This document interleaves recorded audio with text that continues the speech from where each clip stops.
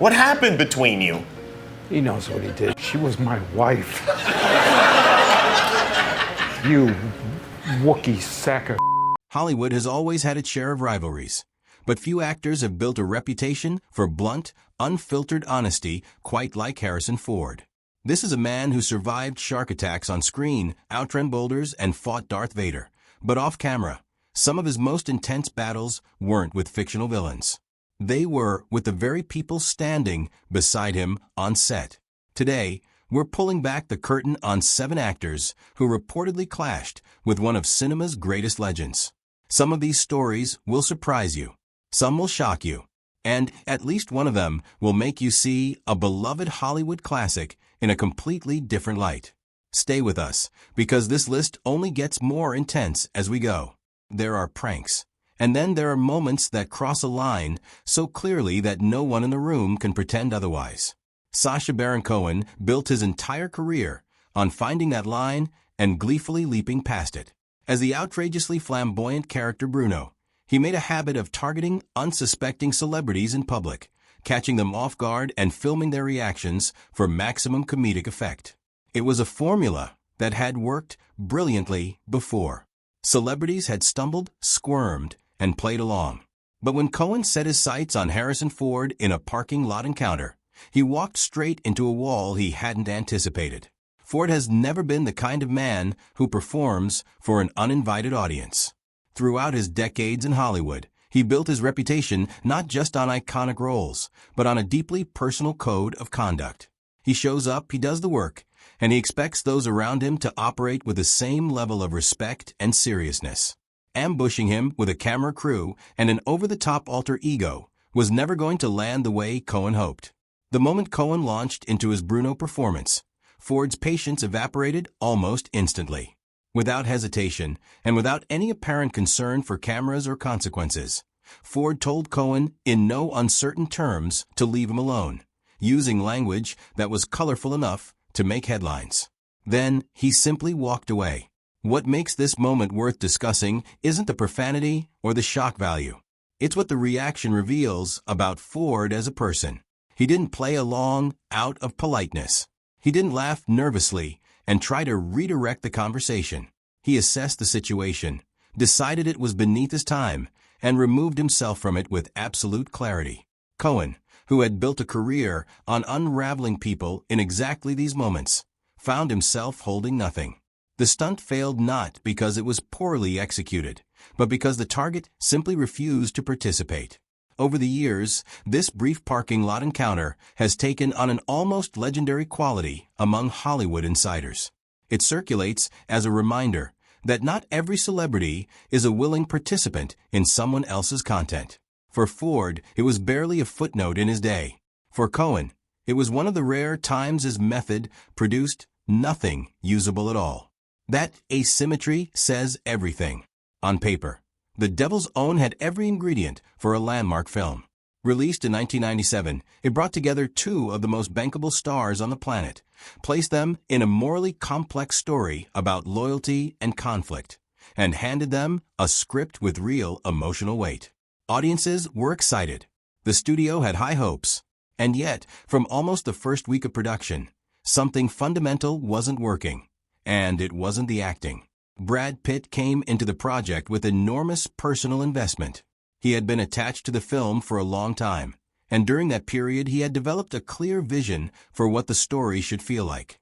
He wanted it grounded in moral ambiguity, in the uncomfortable gray areas of human motivation. His character, a young IRA operative seeking weapons in America, needed to feel genuinely conflicted, not villainous, not heroic, but deeply human. Pitt believed that if the audience could understand why this character made the choices he made, the film would have real power. Harrison Ford saw the film through a fundamentally different lens. With decades of experience behind him, Ford was drawn to clarity. He believed audiences needed an anchor, a character whose values they could follow, whose moral compass pointed consistently enough to give the story direction. For Ford, ambiguity without resolution wasn't storytelling. It was confusion. His character, an Irish-American police officer caught between law and loyalty, needed to stand for something identifiable and firm. Neither position was wrong. Both reflected genuine artistic conviction. But the two visions pulled the film in opposite directions simultaneously, and the production was never quite able to reconcile them. Scripts were rewritten repeatedly. Scenes were adjusted, readjusted, and adjusted again. The tone shifted so many times that crew members reportedly struggled to track which version of a story they were actually telling on any given day. The set remained professional. There were no reported screaming matches or dramatic walkouts, but the creative tension was constant and exhausting. When the film was finally released, it received a lukewarm reception from critics and audiences alike. Many felt it never fully committed to either direction, which is perhaps the inevitable result when two strong visions are forced to coexist without a clear resolution. Ford and Pitt never worked together again. Their collaboration, which began with so much promise, ended in a quiet professional distance that neither man ever publicly addressed in detail. The Devil's Own endures as one of Hollywood's more fascinating cautionary tales, proof that talent alone cannot compensate for a fundamental mismatch in creative philosophy. Some of the most interesting stories in Hollywood aren't about films that were made. They're about films that almost existed, projects that came tantalizingly close to production before collapsing under their own weight. The unrealized Western that once connected Harrison Ford and Kevin Costner belongs firmly in this category, and the reasons it fell apart reveal something genuinely fascinating about both men. By the mid-1990s, both Ford and Costner were at the height of their powers. Costner had proven with Dances with Wolves that a Western could carry the emotional and narrative weight of a prestige film. Ford had long been associated with rugged, stoic masculinity in ways that made him a natural fit for the genre. A Western featuring both of them should have been irresistible. Early development suggested it might be. There was genuine excitement around the project, and both actors were reportedly enthusiastic about the potential. The problems emerged when discussions moved from concept to specifics. Ford's instinct was to go inward. He was drawn to a slower, more introspective kind of Western, one that prioritized the interior lives of its characters over spectacle. He wanted silence to carry meaning, landscapes to reflect psychology, and the genre's traditional themes of justice and isolation to be explored with real depth and restraint. In his vision, what the characters didn't say would be as important as what they did. Costner's vision moved in the opposite direction. He had demonstrated with Dances with Wolves and would later confirm with Open Range that he loved the Western as a grand, expansive canvas. He wanted scope, visual majesty, and heroic arcs that played out against the enormous backdrop of the American frontier. For Costner, the Western was a form of mythology, and mythology needed scale to work properly. Neither vision was incompatible with great filmmaking, but they were incompatible with each other. As script drafts circulated and neither man's vision found satisfying expression in the pages, the project slowly lost momentum. Eventually, it faded entirely. Ford stepped back from Westerns in a broader sense following this period. Costner, by contrast, went on to channel his passion for the genre into Open Range, and later the enormously successful Yellowstone television series, proving that his vision had a genuine audience. The Ford-Costner Western remains one of Hollywood's great unmade films, a fascinating ghost of what might have been. Few things in Hollywood are as personal as losing a signature role, and few role-related transitions generated more visible bitterness than the handover of Jack Ryan from Alec Baldwin to Harrison Ford in the early 1990s. What makes this particular story compelling is how openly and directly it played out, because neither man is especially known for suffering in silence, and Baldwin's frustration eventually found a very public outlet. Baldwin had introduced Jack Ryan to cinema audiences in 1990's The Hunt for Red October, based on Tom Clancy's best-selling novel. His performance was widely praised. He brought intelligence, charisma, and a believable everyman quality to a character who was, at his core, an analyst thrust into extraordinary circumstances. Baldwin seemed like the natural choice to carry the character forward into future adaptations. He was invested in the role, had made it his own, and reasonably expected to continue. When Harrison Ford was cast as Ryan for 1992's Patriot Games instead, Baldwin was not given a quiet explanation. and a gracious send-off. The transition happened as casting decisions often do in Hollywood, based on availability, business calculations, and studio priorities that had little to do with artistic loyalty. Baldwin felt the loss keenly, and in subsequent interviews, he made no effort to conceal that feeling. His comments about Ford were sharp and personal, questioning Ford's physical presence and dismissing his acting range in terms that were designed to sting. Ford, characteristically, declined to engage publicly. He absorbed the criticism without responding in kind, continuing to deliver performances in the Ryan films that audiences embraced enthusiastically. Patriot Games and its follow-up Clear and Present Danger were both successful, cementing Ford's version of the character in popular memory. Baldwin moved on to other significant work, and his career continued to flourish by any reasonable measure. But the Jack Ryan transition remained a sore spot, surfacing in interviews for years afterward. What this story illuminates, beyond the personalities involved, is the strange emotional economy of iconic roles. An actor doesn't just play a character. They inhabit it, invest in it, imagine its future. When that future is handed to someone else, it can feel like a kind of dispossession that goes deeper than professional disappointment. Baldwin's reaction was human and understandable, even if its expression was ungenerous. Ford's silence was equally revealing, the response of a man who had learned long ago that engaging with public criticism rarely leads anywhere useful. Blade Runner is widely regarded as one of the greatest science fiction films ever made.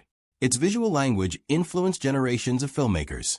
Its philosophical questions about consciousness and humanity continue to provoke serious discussion, and its reputation has only grown in the decades since its 1982 release. Behind all of that brilliance, however, was a production that was grueling in ways that went beyond the ordinary difficulties of ambitious filmmaking. And at the center of the on-set tensions was a fundamental mismatch between Harrison Ford and his co-star Sean Young. Young had committed deeply to her role as Rachel, the replicant who may or may not understand her own artificial nature. She approached the character with complete immersion, maintaining her persona not just during filming, but throughout her time on set. For many actors, this kind of total commitment is admirable, a sign of seriousness and dedication. But total immersion creates a particular problem for the people sharing scenes with you. When your co-star never steps outside the character, even during breaks, even during conversations that have nothing to do with the script, it becomes genuinely difficult to locate the real person. The boundary between performance and personality dissolves in ways that can feel disorienting and, over time, exhausting. Ford was working under already demanding conditions. The production shot extensively at night, often in artificial rain, for weeks on end. The physical demands were considerable even before accounting for the emotional complexity of the material. He needed to convey a specific kind of wary, reluctant attraction toward a character whose humanity was ambiguous by design. That's delicate, difficult work under ideal circumstances. Under circumstances complicated by a co-star whose commitment made normal off-camera human connection nearly impossible, it became something else entirely. Crew members on the production reportedly described the romantic scenes between Ford and Young as carrying a palpable friction. The warmth that the script called for was genuinely difficult to manufacture. Rather than electric romantic tension, what the camera captured was something cooler and more guarded, which, as it happened, suited the film's tone almost perfectly. The distance between the two characters on screen was authentic in ways the filmmakers hadn't entirely planned. When Blade Runner 2049 was made in 2017, Young's character was recreated digitally rather than through her physical return to the role, a detail that struck many observers as quietly significant. Ford has spoken carefully about the Blade Runner production over the years, acknowledging its difficulty without going into damaging specifics. What emerges from those accounts is a picture of a professional who found the experience genuinely challenging, but committed to delivering his best work regardless. That commitment produced one of cinema's most enduring performances, even if the process of creating it was far from pleasant. The Fugitive, released in 1993, is one of the most propulsive and well-crafted mainstream thrillers Hollywood produced during that decade. It moves with extraordinary confidence. Its performances are precise and compelling. And the central dynamic between Ford's wrongly convicted surgeon and Tommy Lee Jones's relentless marshal drives every scene with crackling energy. What audiences didn't know as they watched it was that some of the tension powering those performances was being generated by very real friction happening between the two men off camera. Ford and Jones are both intensely serious about their craft, but their approaches to that craft are almost diametrically opposed. Ford operates through careful preparation and disciplined execution. He arrives knowing exactly what a scene needs. He commits to a specific vision of how it should work, and he delivers with a precision that reflects years of experience and an almost architectural understanding of how performances are constructed. His method is controlled, deliberate, and deeply considered. Jones, by contrast, tends toward spontaneity. He is an actor who responds to the moment, who finds truth in instinct and improvisation, and who sometimes prefers to discover a scene's possibilities in the doing rather than the planning. This approach has produced extraordinary performances throughout his career. His work is vivid, surprising, and alive in ways that purely technical acting often isn't. But it is fundamentally incompatible with a co-star who needs to know where the scene is going in order to arrive there with full commitment. The collision of these two methods made the production of The Fugitive more complicated than it needed to be. Scenes that should have required a handful of takes stretched longer as the two men navigated their different rhythms. Debates arose over character choices and line readings that reflected genuinely different conceptions of what the scene was trying to accomplish. The crew felt the tension, even when it wasn't being expressed directly. The set maintained a surface professionalism, but underneath it, the competitive energy between these two strong personalities was constant and unmistakable. The film succeeded spectacularly regardless.